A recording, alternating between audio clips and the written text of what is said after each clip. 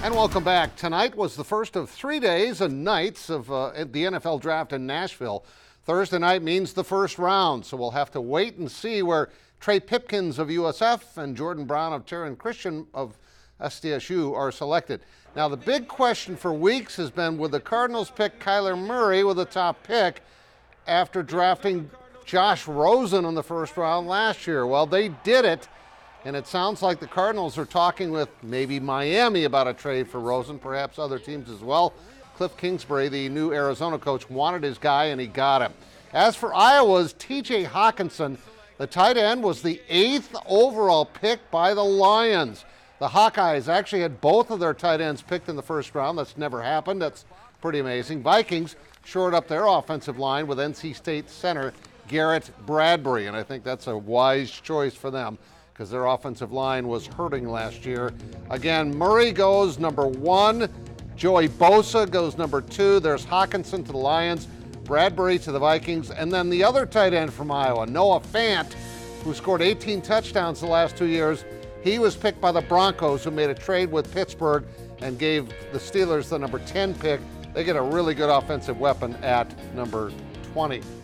Mixed martial arts returns to the Pentagon tomorrow night, and we've already seen what it's done for the careers of Logan Storley and Devin Clark. Sam Garrett is one of the fighters on the card. He takes on Tyler Ray in one of the televised events. Now, Sam, who was making final preparations at Next Edge Academy a couple of days ago, actually yesterday, has seen the careers of others take off after success in front of their hometown fans in Sioux Falls. And he's hoping for the same kind of success along with another local face, Bryce Logan.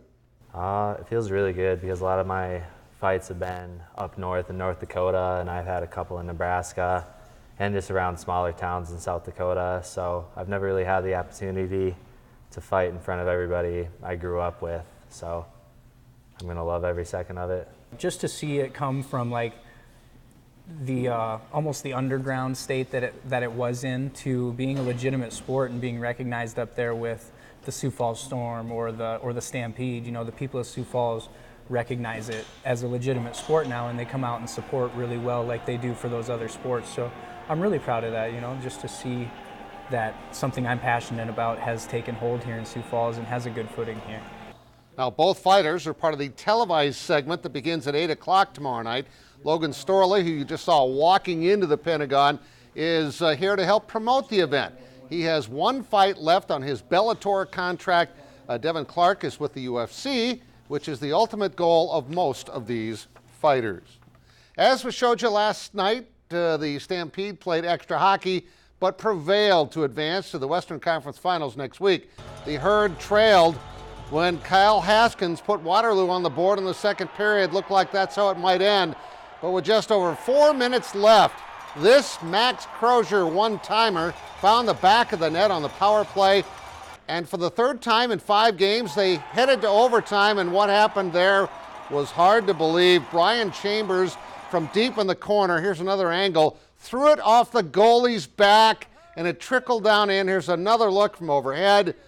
Yikes. Ivan Fear, what a tough way for him as the puck bounced in. As the Herd go to the conference finals. They've certainly been fun to watch at the Premier Center all season long. After playing in OT so much, you just get used to it. Everyone just knows the deal, and you just gotta get pucks deep, work hard, be physical, and play your hardest. I mean, we got the goal late in the third, so we kind of expected going overtime, but we wanted to get it done quick. We didn't want to go another 4 overtime game, and we got it done pretty quick, so we're happy about that. I'd still say the Sioux City one was the most exciting one, but yeah, this one, you know, getting the series win for sure is big for our team and moving forward onto the conference finals. It's definitely up there, you know, as we keep going along, they're more important, so it's up there for sure.